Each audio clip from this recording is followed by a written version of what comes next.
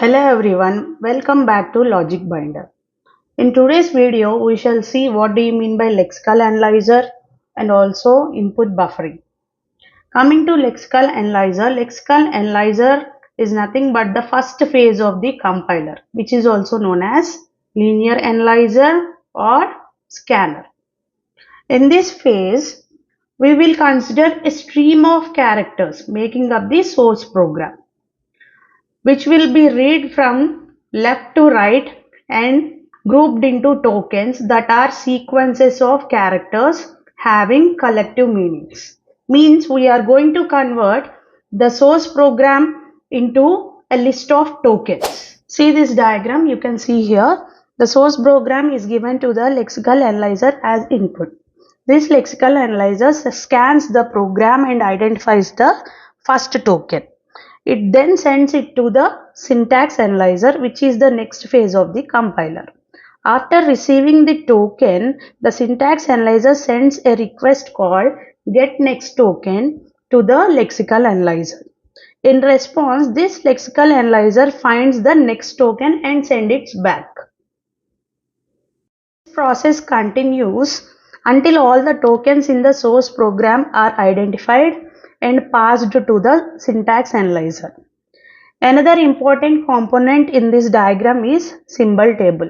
As we already discussed in previous video, symbol table nothing but a data structure which stores information about identifiers like variable names, function names, data type. In summary, what we can tell is again, lexical analyzer is the first phase of the compiler and it is also known as scanner or linear analyzer. It reads the source program from left to right. It groups characters into meaningful tokens and it then sends the tokens to the syntax analyzer. It interacts with the symbol table to store and retrieve identifier information. Token, pattern and then lexeme. These are the fundamental concepts in lexical analyzer. Coming to token, it is a pair consisting of token name and also optional attribute value. In simple words, a token represents a category of lexical units recognized by the compilers. Example of tokens are keywords, identifiers, operators, constants and punctuation symbols. Now let's discuss about pattern. A pattern is the description of the form of the lexemes of a token may take or match. It defines how a token looks. For example, an identifier pattern may specify that it should start with a letter and can contain letters, digits or underscore. Coming to lexeme, it is the sequence of characters in the source program that matches the pattern for a token. Consider a line in C program, int count equal to total plus 50 semicolon. Lexical analyzer will not consider white spaces and comment lines as lexemes. It is going to delete them. Next, let us see what are the lexemes in the given statement. The first lexeme is int. Its token is keyword because int is a reserved word in C language used to define integer data type. The pattern here matches a reserved language keyword. The next one is count. Its token is identifier because it is a user defined variable name. The pattern for identifier allows programs to create names for variables and function. The next lexeme is equal to operator. Its token is operator. Specifically, it is assignment of operator used to assign a value to the variable. The next lexeme is total. Again, it's a identifier because it is another user defined variable name. The next lexeme is plus operator. Its token is operator, which is nothing but a arithmetic additional operator. Next one is 50. Its token is literal or constant because it represents a fixed numeric value in the program. Finally, the lexeme semicolon has a token punctuation or you can consider it as special symbol. Before understanding input buffering, let's remember one important task of the lexical analyzer. The lexical analyzer ignores comments and removes unnecessary white spaces from the source program. This helps the compiler focus only on meaningful part of the code. Now let's move on to the input buffering. Input buffering is an optimization technique used by the lexical analyzer to read the source program efficiently. Instead of reading the source code one character at a time, the lexical analyzer reads a large block of characters into the memory.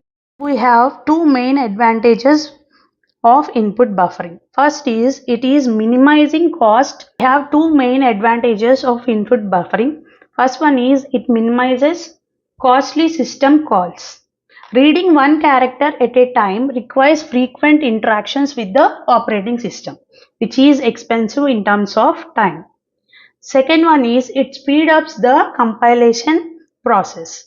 Since large chunks of data are read at once, the lexical analyzer can process tokens more quickly. There are mainly two pointers used in input buffering. First one is Lexeme begin, second one is forward pointer. Coming to Lexeme begin, it is also called as BP. It marks the beginning of the current Lexeme or token being analyzed. It indicates where the token starts in the input buffer. Next one is forward pointer or FP. It moves forward through the buffer character by character. Its job is to scan ahead and determine where the current token ends. Once the lexical analyzer recognizes a complete token, the characters between BP and FP form a lexeme. Two buffer schemes in input buffering. First one is one buffer scheme.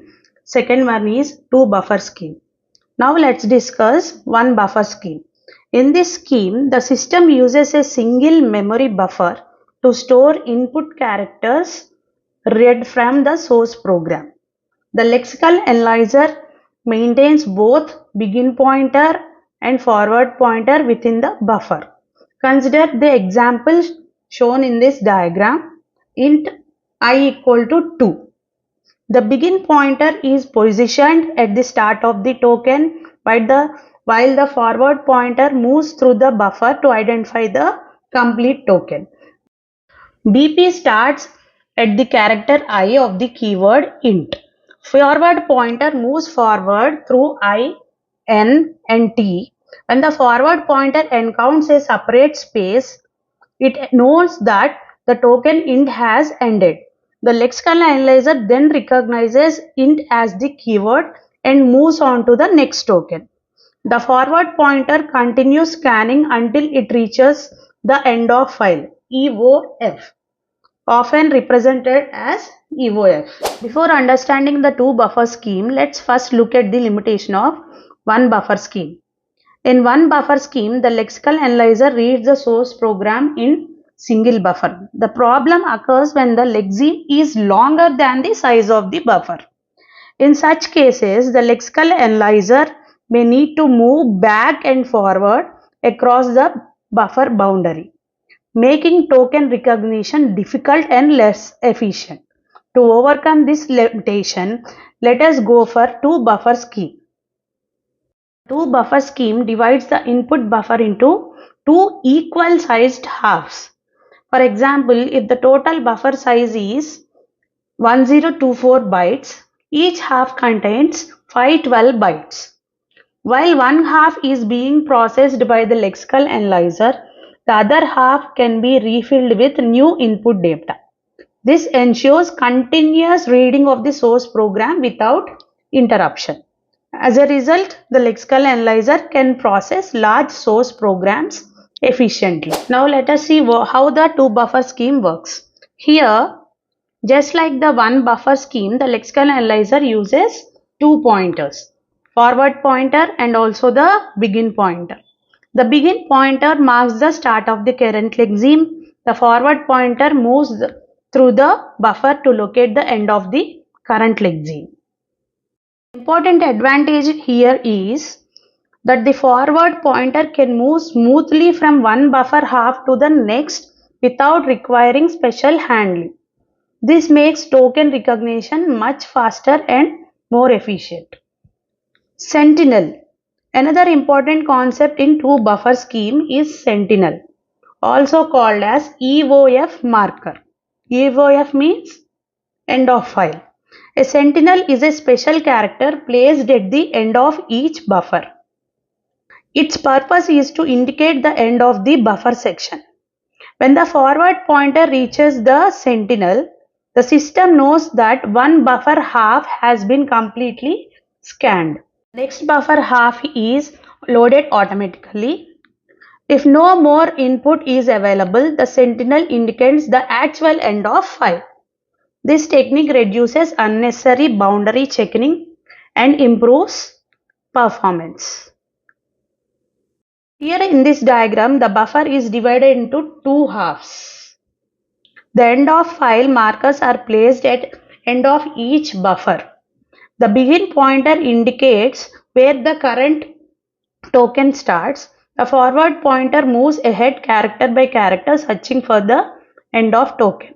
Whenever the forward pointer reaches a sentinel marker, the lexical analyzer automatically switches to the next buffer half and continues scanning. Summarize one buffer scheme and two buffer scheme. The one buffer scheme has difficult handling long lexemes. The two buffer scheme divides the input into two buffer equally. BP marker marks the beginning of the lexeme. FP scans ahead to identify token boundaries. Sentinel or EOF marker are placed at the end of each buffer half. This technique improves efficiency and speeds up lexical analyzer. Thank you for watching the video.